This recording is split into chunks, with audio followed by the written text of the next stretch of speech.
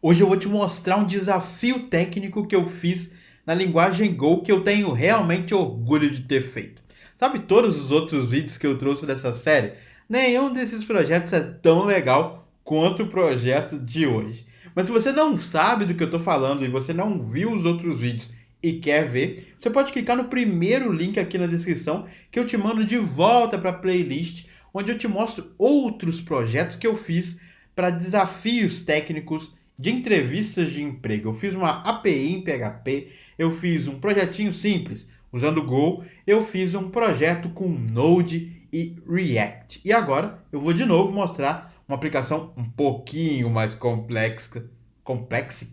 um pouquinho mais complexa usando Go. Oi, eu sou o Filho da Nuvem. Eu vou deixar claro que o teste que eu vou mostrar aqui hoje era para uma vaga sênior de uma empresa. Eu não sei se eles usaram o mesmo teste para uma pessoa, para uma vaga, né? Uma pessoa mais júnior. Então eu não consigo te dizer isso. Mas vamos para o problema, para você entender por que eu estou dando esse disclaimer aqui, essa meia-culpa. O desafio era o seguinte: eu tinha que criar um microserviço em Go que a cada 5 minutos ia ler um arquivo de log que estava em anexo, junto com esse documento que eu estou lendo. Esse microserviço em Go ia ter que fazer um parser, ia ter que ler cada uma das linhas do arquivo de log, e caso o método fosse get ou post, ele ia ter que guardar essa linha numa tabela do MySQL. Esse microserviço deveria expor também um endpoint que devolve as últimas X entradas do método pedido. Então, por exemplo, se eu tenho uma linha no arquivo de log como essa da tela, eu poderia fazer um pedido get, me dá os últimos 10 registros com o método get. Ele ia devolver 10 resultados e provavelmente um deles seria esse também da tela que representa a linha que eu mostrei anteriormente. Detalhes da aplicação.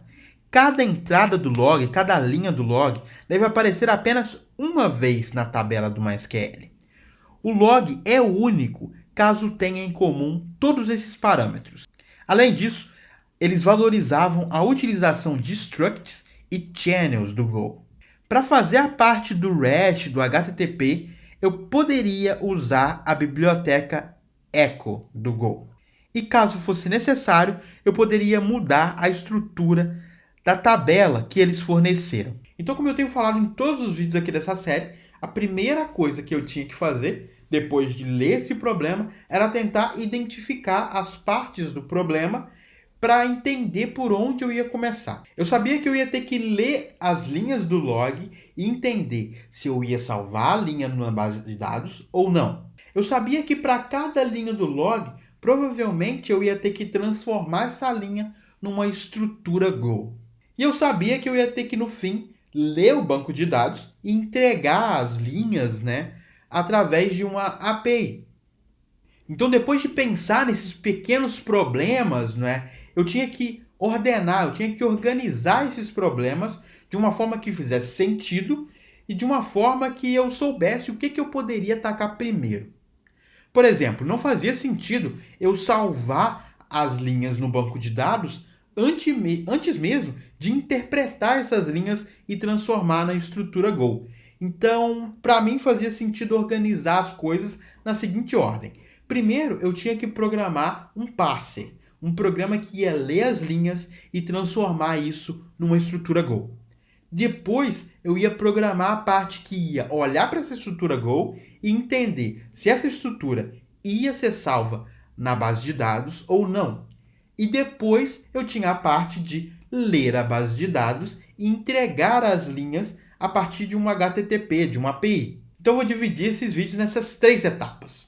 A primeira etapa é o parser do log. Um parser, como eu falei agora há pouco, é um programa que lê um texto e tenta retornar ou uma estrutura ou uma lista de o que a gente chama de tokens, que são chaves que identificam cada parte desse texto que foi lido. Então, no nosso caso, o parser tinha que ler a linha do log, que é essa linha que está na tela, e ele tinha que gerar uma estrutura Go que ia me dizer, por exemplo, que o método HTTP é get, ou que a data é essa da tela, ou que o IP é esse valor correto. Para fazer esse parse, eu tive que desenvolver uma expressão regular. Se você não sabe o que é uma expressão regular, deixa aqui nos comentários, eu posso fazer vídeos sobre isso. Eu gosto muito de expressão regular e já me salvou muitas vezes, inclusive dessa.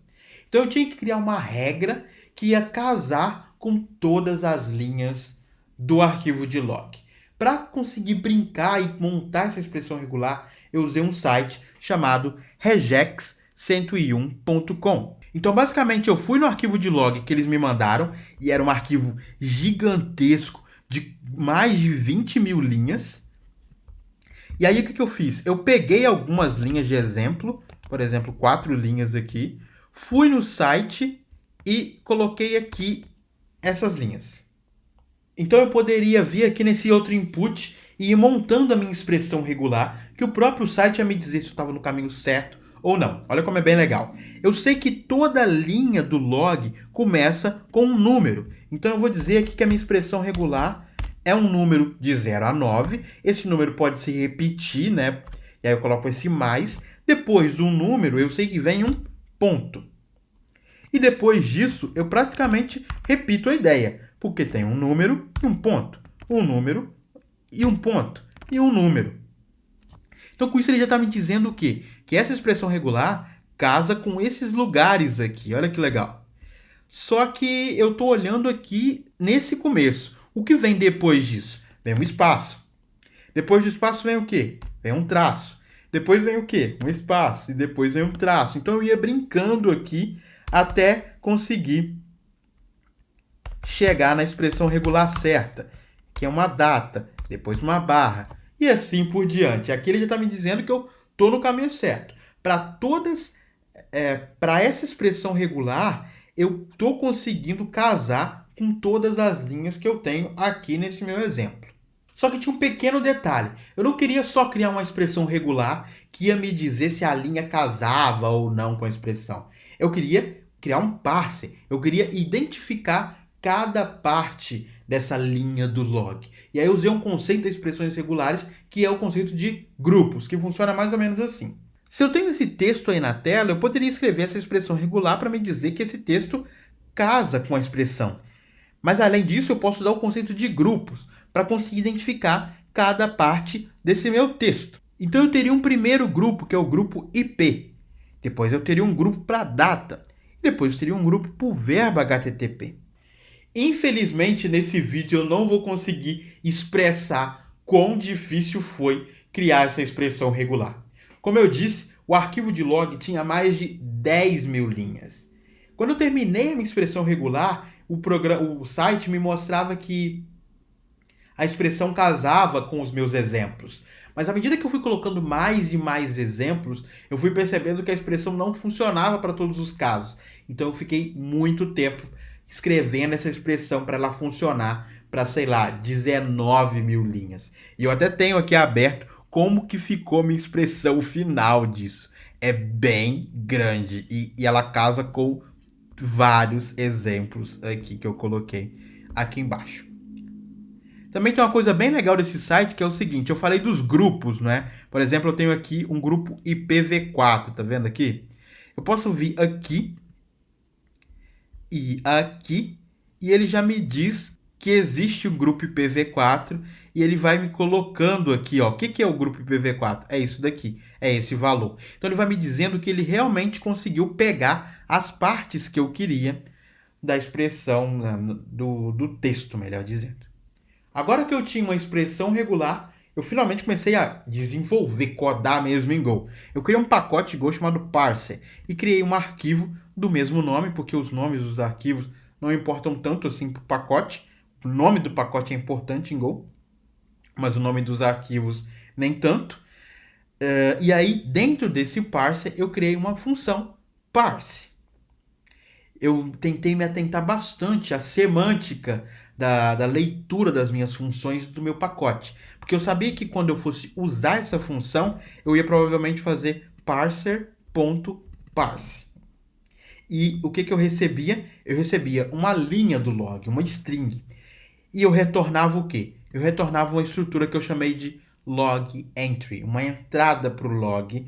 E retornava também, como no Go a gente tem retorno múltiplo, eu retornava um erro. Se alguma coisa desse errado, provavelmente eu ia retornar isso daqui vazio e eu ia retornar um erro para explicitar que houve um erro. Além disso, eu criei uma constante aqui que eu chamei de pattern padrão e coloquei toda a minha expressão regular gigantesca que eu criei lá no sitezinho. Como eu tinha uma estrutura log entry, eu declarei essa estrutura em um outro arquivo aqui dentro do mesmo pacote. E aí eu falei que cada entrada do log tinha um IP, uma data, um usuário, um método HTTP, uma URI, um status e assim por diante. Basicamente, cada um dos grupos que eu criei na expressão regular foram transformados aqui em campos dessa minha estrutura log entry. Então, como essa função tinha a responsabilidade de retornar a estrutura log entry, o que ela fazia? Ela lia a expressão regular, perguntava se essa expressão regular casava com a linha, né? Se a linha casava com a expressão regular, e isso, no fim das contas, retornava todos os casamentos de todos os grupos, né? Que a gente viu também no site agora há pouco. Depois disso, eu criei uma função que fazia mais ou menos o seguinte. Esse matches é como se fosse um mapa, onde eu tinha o nome do grupo e o valor encontrado. Então, a função só fazia o seguinte. Me dá, nesses matches, o IPv4, o grupo IPv4. E isso era retornado. Além disso, eu percebi que o IP podia estar em IPv6, que é um outro padrão. Então, se o IP fosse vazio, me dava o IP, eu pedia, né, para o programa me dar o IPv6, e isso era o IP. Então, eu fui fazendo isso. Eu fui pegando cada valor de cada grupo e guardando numa variável. E depois disso, eu retornava a estrutura, passando os valores dos grupos para dentro, né, de cada field. Então, eu já tinha o meu log entry pronto, que representava a linha do meu log. Obviamente, eu criei muitos testes unitários para me certificar de que as coisas funcionavam bem. Então, eu criei testes unitários para garantir que se eu tinha essa linha, o IP do log entry era realmente o mesmo da linha. E eu fiz isso para praticamente todos os campos e grupos da minha expressão regular e da minha linha de log. A linguagem Go ficou muito famosa pelo jeito que ela resolve problemas de paralelismo e concorrência. Se você conhece alguém, algum grupo interessado nesse assunto, manda esse vídeo para essa pessoa. A gente já vai chegar num problema que vai envolver channels, Go routines e tudo que é bem legal nessa linguagem. Agora que eu tinha minha estrutura log entry, eu precisava de códigos que iam olhar para essa estrutura e decidir se ela ia ser persistida na base de dados ou não. Para isso, eu criei um pacote chamado storage. Criei aqui um arquivo validators. E aí eu peguei uma ideia praticamente de outro teste que eu fiz e também foi o segundo episódio aqui dessa série. De novo, o link está na descrição. Que é basicamente o seguinte, eu tenho uma interface validator e eu tenho um método, uma assinatura que diz eu deveria persistir isso, gravar isso, baseado numa entrada de log. E isso retorna sim ou não, verdadeiro ou falso. Então eu tenho vários validadores que respeitam a interface. Um deles é o validador de HTTP method. O que ele faz? De novo, recebe o entry, né, o log entry, e ele olha para o método dessa entrada de log e vê se esse método é um dos métodos permitidos na sua whitelist, que a gente chama, né? Uma lista de permissões de método. Então, se eu instanciar esse HTTP method dizendo que os métodos permitidos são get e post, ele só vai retornar true se o entry.method for get e post. E aí eu repliquei essa ideia para vários outros validadores. Agora a gente está chegando numa parte importantíssima da nossa solução. Não sai daí. Eu criei uma estrutura dumper, que vai fazer um dump, vai persistir na base de dados, e um método dump. O que esse método dump recebe? Recebe um chunk, recebe um pedaço. Que é o quê? Que é um slice, uma coleção de strings, várias strings. e ele pode retornar um erro ou não. Se tudo der certo, persistiu, não tem erro nenhum. Caso contrário, tem um erro. Então, o que ele vai fazer dentro desse método? Eu sei que se eu tenho uma coleção de linhas, né, de strings, eu vou ter também uma coleção, um slice de log entries, né? Eu vou ter um log entry para cada linha. Então eu vou iterando, né? Eu faço um for aqui nesse meu pedaço, chamo o parser.parse, lembra que eu falei no começo, passando a linha número 1, número 2, número 3. E isso me retorna um entry, a estrutura entry. Se tiver um erro, eu printo um log aqui e continuo na próxima linha. E depois disso, depois de eu ter a minha entrada, eu já chamo o quê? O meu validador, perguntando se eu posso gravar na base de dados ou não, baseado nesse meu entry. Se ele disser que não, pula o fluxo, vai para a próxima entrada. Se ele disser que sim, que eu posso gravar na base de dados, então eu vou colocando essa entrada, né, esse log entry, dentro da minha coleção de log entries, dentro do meu slice. Depois que eu itero em todas essas linhas do meu chunk, do meu pedaço, o que eu faço é o seguinte: se essa coleção for 0, beleza, não tem nada para salvar. Se a coleção não for 0, eu chamo um store aqui, que é uma outra estrutura que eu não mostrei ainda, que é praticamente um repositório, que a gente chama um padrão, que vai ser responsável por guardar esses dados em algum lugar. No nosso caso, na base de dados. Então eu tenho aqui o método store, que é praticamente o responsável por salvar na base de dados. Mas pensa comigo, ele vai receber um slice de log entry, ou seja, a ideia é persistir várias linhas de banco de dados de uma só vez, porque isso vai nos ajudar, né, a ser um pouquinho mais performático.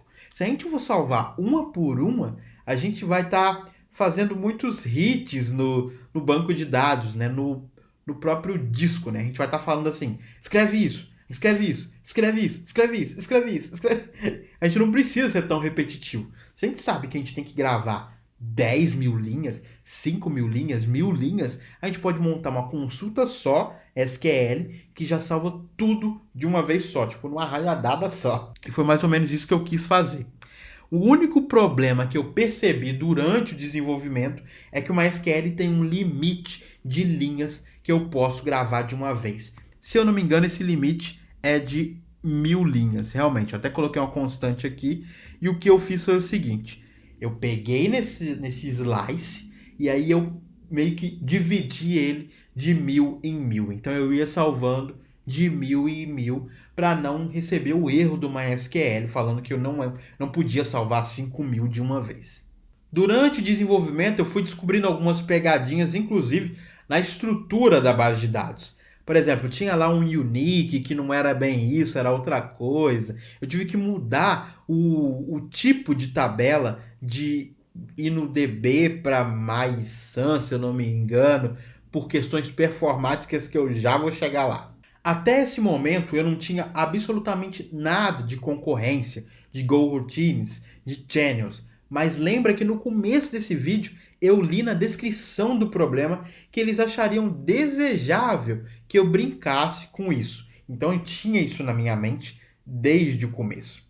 A ideia, né, por trás da concorrência do Go é tentar identificar no código tasks, tarefas diferentes que a gente pode de alguma forma tornar concorrente. Vai ser bem difícil explicar o que é concorrência aqui, e concorrência não é paralelismo. E eu tenho até um link muito legal de uma palestra muito famosa de um co-criador de Go que explica qual a diferença entre paralelismo e concorrência. Mas aqui a gente pode entender a concorrência como se fosse: eu tenho duas tarefas e eu quero que essas tarefas se intercalem, elas vão trabalhar juntas e o computador vai decidir se essas tarefas vão correr paralelas, ou seja, no mesmo momento ou não. Eu vou desenhar o meu código para que isso possa acontecer, mas nada me garante de que vai ser paralelo ou não, ok? Eu vou tentar trazer isso em vídeos bem futuros do canal,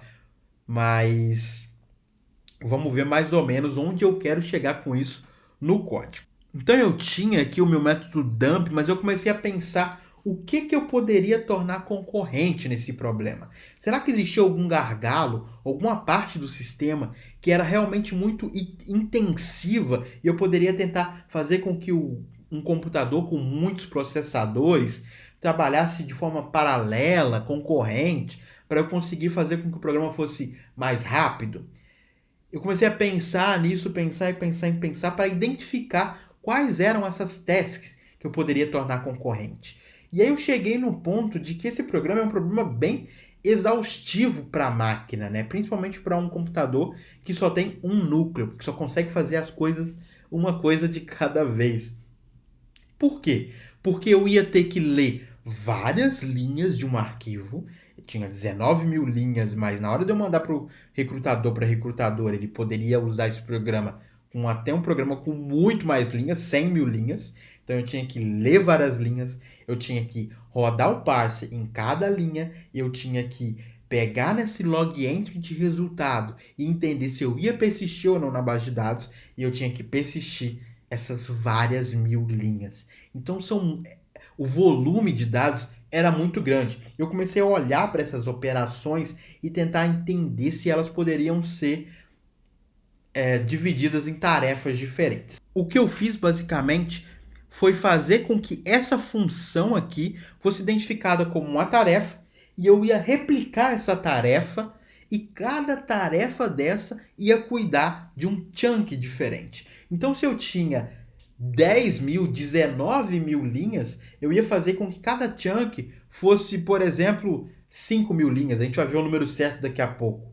Cada chunk era 5 mil linhas, cada tarefa dessa ia cuidar somente de 5 mil linhas e eu ia poder fazer com que, talvez, né, pedir para o processador correr essas tarefas de forma concorrente. E por sorte, talvez eu teria um paralelismo e eu ia ter essas tarefas fazendo as coisas ao mesmo tempo. O que é ao mesmo tempo? Tudo que a gente viu agora. Cada tarefa ia pegar nesse chunk, ia parsear ele, ia perguntar se poderia salvar na base de dados e aí sim escrever na base de dados. Como que eu fiz isso? Eu aprendi isso em alguma palestra e eu não consegui achar o link ainda. Se eu achar a tempo, eu deixo aqui na descrição. Mas eu aprendi em alguma dessas referências que a gente não pode desenhar o nosso programa Go, a princípio, para ser concorrente, né? Eu escrevi essa função de uma forma que ela poderia ser concorrente ou não. Quem ia decidir isso era um nível acima da minha aplicação. O que eu quero dizer com essa maluquice? Eu quero dizer que eu tenho aqui o meu CMD, que é praticamente o meu main. Eu tenho o main do dumper, que é o que? O meu programinha de terminal que vai rodar esse comando para salvar na base de dados. Então eu tenho aqui o meu main. Ele basicamente usou uma lib que se chama Cobra, se eu não me engano, só para eu ter umas opções no terminal, já vou mostrar para vocês. Então ele mostra aqui quais são as opções que eu tenho que passar um arquivo e eu posso passar algumas flags depois. Então esse Cobra, né, quando eu rodo tudo certinho no terminal, ele roda esse método run. E esse método run basicamente é o main do projeto, então ele vai montar todas as estruturas, os serviços que a gente criou até agora, o parser, o validator, o dumper, vai deixar tudo de uma forma pronta. Então aqui nessa linha, por exemplo, eu já tenho tudo pronto. Eu tenho o meu dumper, que depende de um validator, depende do store, que é o repositório para salvar na base de dados, e ele tem um logger aqui só para dizer para a gente dar um feedback se as coisas estão indo bem ou não. Além disso, eu criei aqui um scanner. Essa variável scanner é responsável por ler linhas do arquivo que eu passei como parâmetro aqui para o nosso programa. Depois disso vem o grande pulo do gato, que é uma coisa muito legal que eu fiz, modéstia à parte, que é o seguinte: eu criei duas funções. Uma função que se chama inserir sequencialmente e uma outra função que se chama inserir concorrentemente. Essas duas funções, elas têm a mesma assinatura. Elas recebem o scanner, o responsável por ler as linhas, e elas recebem o dumper, o responsável por escrever essas linhas na base de dados. Vamos ver o que o inserir sequencialmente faz. Como o próprio nome diz, sequencialmente, ele dá para ter uma ideia, né? Ele vai ler as linhas pelo scanner, então ele está lendo as linhas do arquivo. Para cada linha, ele está montando o chunk, ou seja, linha número 1 vai para o chunk, linha número 2 vai para o chunk, e assim por diante, até que ele chegue no max chunk size, que é um número que eu defini lá em cima, 2000. Então, cada chunk vai ter 2000. Quando ele tem um slice com 2000 linhas de chunk, ele faz o quê? Ele chama o método dump, passando esse chunk. Se isso retornar um erro, ele dá um append numa coleção de erros, só para no final eu conseguir mostrar todos os erros. Por quê? Ele criou um chunk, passou para o dump, isso vai retornar um erro e eu guardo. Ele pegou outro chunk, passou para o dump, isso pode retornar um erro, guardo dentro do slice. No fim eu tenho vários slices, eu chamei um a um o dumper, então por isso que é sequencial, né? Chama o dumper, espera salvar, chama o dumper, espera salvar, e no fim eu tenho o feedback com todos os erros. Então esse foi o meu inserir sequencialmente. Agora vem o mais lindo de todos, que é o inserir concorrentemente. O inserir concorrentemente também recebe um scanner, também recebe um dumper. Só que qual que é a ideia aqui? Para cada linha que ele for ler, eu até tenho uma ideia bem parecida para montar os chunks, só que como ele percebe que o chunk já tem 2000 linhas, o que ele faz é criar uma Go routine. Uma Go routine é como se fosse uma thread, né, do sistema operacional, mas é uma thread do próprio Go. Então, a gente pode tentar pensar isso como paralelismo, mas, de novo, não quer dizer que o código vai ser paralelo. Eu vou tentar trazer isso em outros vídeos. Mas vamos supor que seja paralelo. O que isso quer dizer? Isso quer dizer que esse programa main vai criar uma nova linha de execução e aí o dumper que eu estou chamando dentro dessa Go routine vai rodar nessa linha de execução. Só que as coisas não são sequenciais. A partir do momento que eu faço Go func, a partir do momento que eu crio uma Go routine, ele não espera essa Go routine terminar. Ele já vai para a próxima iteração, que vai montar um chunk de novo e vai chamar uma nova Go routine. Então, enquanto a primeira Go routine nem terminou ainda, está executando, ele já cria uma nova. E aí o sistema operacional vai se encarregar de gerenciar, né? O Go vai ser o responsável, na verdade, por gerenciar essas Go routines e fazer as coisas, talvez, de um jeito paralelo. Então, talvez eu esteja fazendo esse processo todo não sequencialmente, mas paralelamente. Eu espero que tenha sido claro. Mas vamos ver na prática qual é a vantagem disso para a gente. Então, como vocês podem imaginar, eu criei tudo com Docker Compose, né? Eu sempre uso Docker. Então eu tenho uma base de dados no Docker e eu tenho a API no Docker, que eu já vou mostrar. Se eu entrar dentro da base de dados, eu tenho aqui uma tabela logs, e se eu selecionar todas as linhas dessa tabela logs, eu vou ter vazio. Então eu vou rodar aqui o meu programa Go, só que passando um time antes. Esse time faz o quê? Ele conta quanto tempo o programa que eu estou passando depois demora. Então a gente vai só fazer um Go run, rodar o nosso main, que a gente acabou de ver, que é o dumper, passando o arquivo de log. Então ele vai ler esse arquivo de log e salvar na base de dados. Vamos ver quanto tempo vai demorar. 1, 2, 3, 4, 5, tá sofrendo. 6, 7, 8, 9. Terminou, e aqui ele diz que no total ele demorou em torno de 10 segundos para fazer toda a operação de ler o arquivo, passear e tudo que a gente viu até agora e persistir na base de dados. Vamos ver se o log está realmente aqui. Eu vou colocar um limite, senão eu vou ficar maluco. Tem coisa aqui. Persistiu. Tem como mostrar de forma bonita? Eu não lembro. Não lembro como faz. Ah, é assim. Então tem as linhas aqui. E olha que legal. Ele persistiu aparentemente tudo direitinho. O método é o get na tabela, na coluna, né? O protocolo é o HTTP, o status 200. Então o nosso parser funcionou, que é uma coisa muito linda, e a gente persistiu tudo bonitinho na base de dados. O que eu vou fazer agora? Eu vou limpar a base de dados e eu vou rodar de forma concorrente, para a gente conseguir comparar, fazer um benchmark aqui para ver se vale a pena ou não programar dessa forma, que é bem mais complexo, né? Convenhamos. Então eu vou fazer um delete from logs. Ok, apagou aqui 18 mil linhas. Por que não são 19 mil linhas? Porque tinha o filtro, lembra? Lembra que eu fiz um validator que perguntou se podia salvar ou não? Então, várias linhas ficaram de fora. Agora o que a gente vai fazer? A gente vai lá no nosso programa Dumper de novo e em vez de ser insert sequencialmente, vai ser inserir concorrentemente. Vamos ver o que acontece. Vamos rodar. 1, 2, 3, 4 segundos. Ele demorou 4 segundos para rodar a mesma operação que antes ele demorou 11. Provavelmente ele tomou proveito aqui do meu computador, que se eu não me engano tem 8 núcleos, eu não lembro se é 8 ou se é 4, mas eu tenho multicore, então ele fez provavelmente as coisas em paralelo, pelo menos em certo ponto de execução. E vamos ver se a gente realmente tem todas as linhas, né, lá de novo. Eu vou fazer o seguinte, eu vou contar as linhas para perceber se ele salvou exatamente o mesmo número que antes a gente tinha apagado.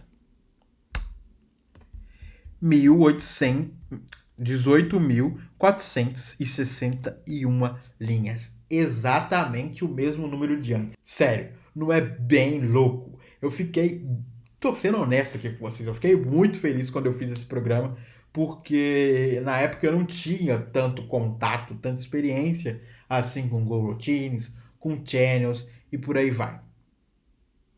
Eu nem falei das channels, mas enfim, eu usei channels. Vamos tentar mostrar aqui.